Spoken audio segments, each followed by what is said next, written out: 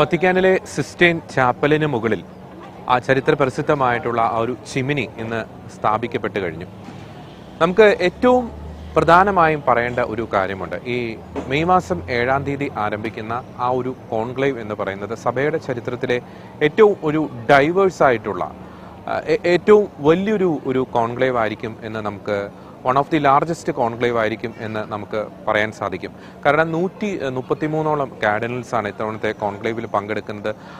അവർ പ്രതിദാനം ചെയ്യുന്നത് 5 ഭൂഖണ്ഡങ്ങളിൽ നിന്നായി ഏകദേശം 71ഓളം രാജ്യങ്ങളെയാണ്. തൊട്ടു മുമ്പ് നടന്ന കോൺക്ലേവ് 2013 നടന്ന കോൺക്ലേവിൽ 48 രാജ്യങ്ങളിൽ നിന്നുള്ള പ്രാതിനിധ്യമാണ് ഉണ്ടായത്. എന്നാൽ ഈ 2025 നടക്കാൻ പോകുന്ന കോൺക്ലേവിൽ 71ഓളം രാജ്യങ്ങളുടെ ഒരു പ്രാതിനിധ്യം നമുക്ക് ദർശിക്കാൻ സാധിക്കും. അതുകൊണ്ട് സഭയുടെ സമീപകാല ചരിത്രത്തിലെ ഏറ്റവും ഡൈവേഴ്സ് ആയിട്ടുള്ള ഏറ്റവും ഒരു വൺ ഓഫ് ദി ലാർജസ്റ്റ് എന്ന് നമുക്ക് പറയാൻ സാധിക്കുന്ന ഒരു കോൺക്ലേവ് ആയിരിക്കും മെയ് മാസം 7-ാം തീയതി നടക്കാൻ പോകുന്നത്. മെയ് മാസം 7-ാം തീയതി ഉച്ചകഴിഞ്ഞ് കാർഡിനൽസ് സിസ്റ്റൈൻ ചാപ്പലിലേക്ക് പ്രവേശിക്കുമ്പോൾ അത് സഭയുടെ ഒരു ചരിത്രത്തിലെ തന്നെ ഒരു നിർണായകമായിട്ടുള്ള ഒരു വഴിത്തിരിവായിരിക്കും എന്ന് നമുക്ക് തീർച്ചയായിട്ടും പറയാൻ സാധിക്കും. നമുക്ക് നമ്മുടെ കാർഡിനൽസിന് വേണ്ടി പ്രത്യേകം നമുക്ക് പ്രാർത്ഥിക്കാം. ഈ ഒരു കോൺക്ലേവിൽ പങ്കെടുക്കുന്ന 133ഓളം വരുന്ന കാർഡിനൽസ്, അതിന് നേതൃത്വം നൽകുന്ന കാർഡിനൽ പിയത്രോ പരോളിൻ ഉൾപ്പെടെയുള്ളവർ, സീനിയർ ആയിട്ടുള്ള കാർഡിനൽസ്, ജൂനിയർ ആയിട്ടുള്ള കാർഡിനൽസ്, വിവിധ രാജ്യങ്ങളിൽ നിന്നുള്ള കാർഡിനൽസ്, ആദ്യമായി കോൺക്ലേവിൽ പങ്കെടുക്കുന്ന കാർഡിനൽസ്. അതിൽ തന്നെ രസകരമായിട്ടുള്ള കൗതുകകരമായിട്ടുള്ള മറ്റൊരു കാര്യം, ചില കാർഡിനൽസ് 3-ാം തവണയാണ് ഒരു കോൺക്ലേവിൽ പങ്കെടുക്കാനുള്ള തങ്ങളുടെ ഒരു അവകാശം വിനിയോഗിക്കുന്നത്. അത് ഏതൊക്കെ കാർഡിനൽസ് ആണെന്ന് നമുക്കൊന്ന് നോക്കാം. കാർഡിനൽ വിങ്കോ പുൽജിക്, അദ്ദേഹം ബോസ്നിയയിൽ നിന്നുള്ള ആർച്ച് ബിഷപ്പ് എമിരറ്റസ് ആണ്. കൊയേഷ്യയിൽ നിന്നുള്ള archbishop emeritus cardinal Joseph Bozanic. ഫ്രാൻസിലെ ലിയോണിൽ നിന്നുള്ള archbishop emeritus cardinal Philippe ബർബേറിൻ.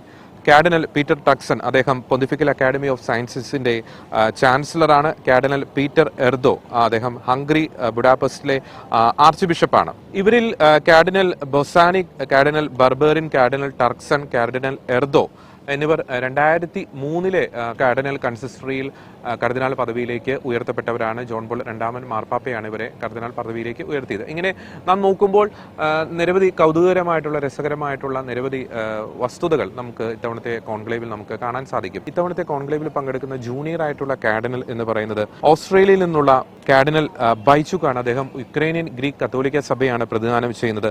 നമുക്ക് ചരിത്രത്തിലേക്ക് നോക്കുമ്പോൾ ഈ കാർഡിനൽ ബൈചുക് അല്ല ഏറ്റവും യങ്ങസ്റ്റ് ആയിട്ടുള്ള ഒരു കാർഡിനൽ. 1565 മുതൽ 1566 വരെയുള്ള കോൺക്ലേവിൽ പങ്കെടുത്ത കാർഡിനൽ അൽഫോൺസോ ഗിസോൾഡോ ആണ് ചരിത്രത്തിലെ ഏറ്റവും പ്രായം കുറഞ്ഞ കാർഡിനൽ. കോൺക്ലേവിൽ പങ്കെടുക്കുന്ന ഏറ്റവും പ്രായം കുറഞ്ഞ കാർഡിനൽ. അദ്ദേഹത്തിന് അന്ന് 25 വയസ്സ് മാത്രമേ പ്രായമുണ്ടായിരുന്നുള്ളൂ. ഒപ്പം ഏറ്റവും യങ്ങസ്റ്റ് ആയിട്ടുള്ള ഒരു പോപ്പ്, ചരിത്രത്തിലെ ഏറ്റവും യങ്ങസ്റ്റ് ആയിട്ടുള്ള പോപ്പ് എന്ന് പറയുന്നത് വെറും 20 വയസ്സ് മാത്രം പ്രായമുള്ള ബെനഡിക്ട് 9ാമൻ മാർപ്പാപ്പയാണ്.